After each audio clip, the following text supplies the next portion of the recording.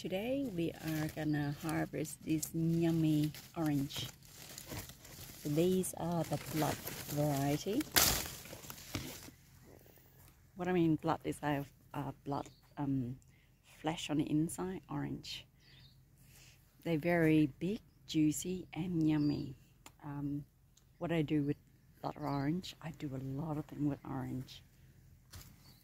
I can eat inside of the orange, and I use the orange skin for medicinal purpose or in my soap. We do have quite a few variety. These are the Valencia, I think, orange variety. So the fruit are actually abundant. Like we have 2 of them, so it's growing all the way to the ground. Very small and intense flavor. What I mean by intense flavor is that when it gets enough sunlight, it can be extremely sweet. So they're very good for juice. And as you can see here, they are all in cluster. They are yummy oranges.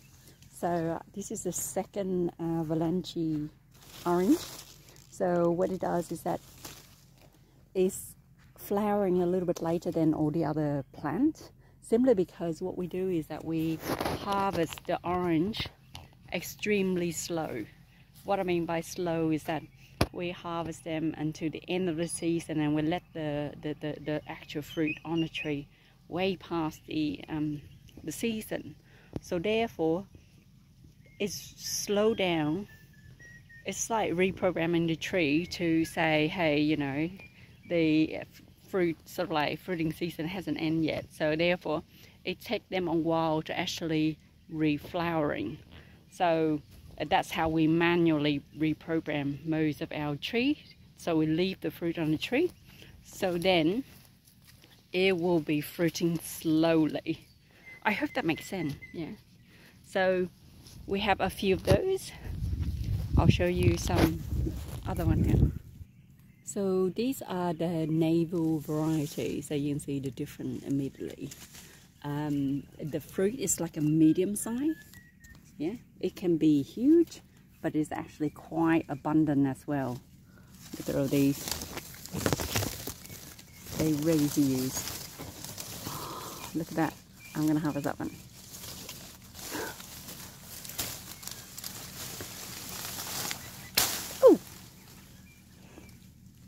And it's actually smell amazing.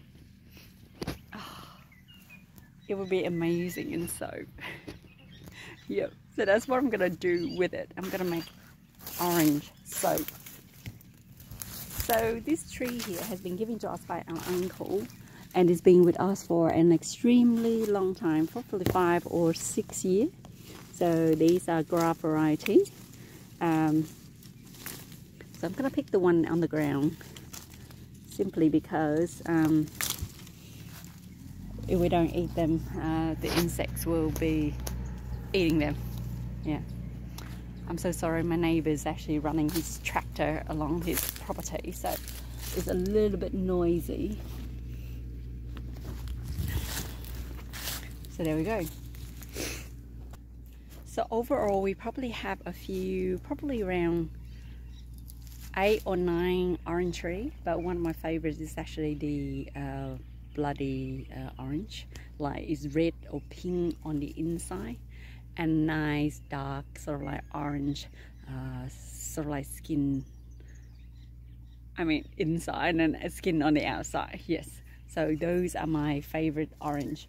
But you know what? The Valencia is also one of my favorite because it's super sweet and it's actually really nice in the juice. So it wouldn't hurt to actually have a variety, and then they fruiting pretty much at the same time. But sometimes I notice that you don't need to harvest them at the same time. Like I said, there's a way that you can harvest and spay it out in a way, so then it triggers the tree to think that the season is not over, and then it drags the season out a little bit longer.